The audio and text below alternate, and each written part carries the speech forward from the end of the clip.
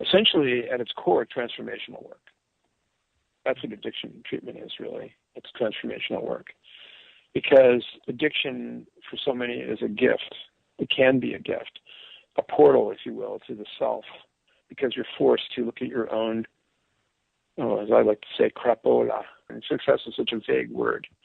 And I like the Bob Dylan line, there's no success like failure, and failure is no success at all. So I'm really always curious about the word success. Success to me is defined by depending on what our goals are. If I was going to deconstruct it, I'd say if you have a goal and you achieve it, that is a measure of success. How do we set goals? Well, why would be there's as many answers as there are questions. Why would be everything from ego to wanting to do good. I mean, what do you have a goal for? You want to lose 20 pounds? That probably has nothing to do with any other people. It has to do with you looking better naked. Okay, so that would be a goal, all right. And then to achieve that would be successful in your if you were going to describe success. If you want to alleviate suffering around the world through for treatment of addiction, for example,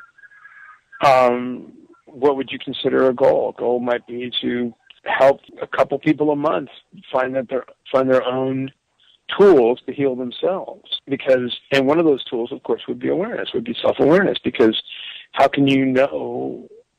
You can't heal yourself unless you know yourself. And so awareness is part of knowing oneself. And what we've discovered, I think, we being several people in this field, is awareness is what makes the change.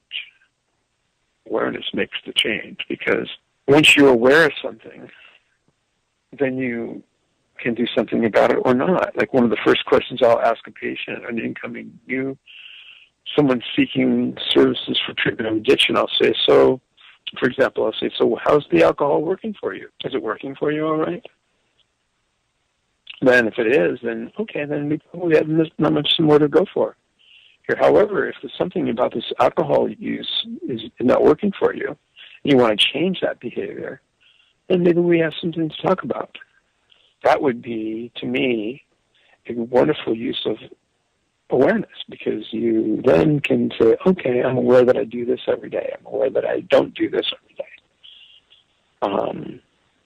I'm aware that this opiate or this alcohol or whatever I'm taking is affecting my personal relationships in a certain way that I don't really like very much.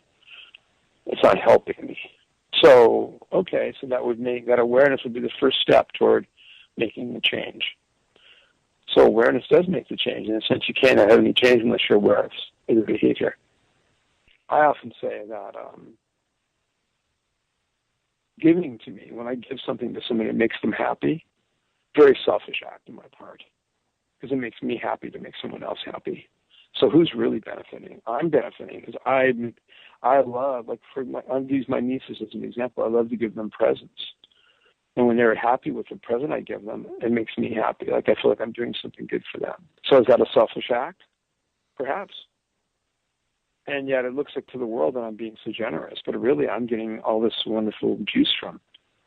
So who's to say what that is? And I'm not even sure it's that important, ultimately. I'm stealing this from Aldous Huxley, who on his deathbed was asked, this, by the way, is a great man of letters, novelist, researcher, philosopher, and was asked on his deathbed, could you please, Aldous, for us, please distill your life's wisdom in a few words? And he said simply, try to be a little kinder.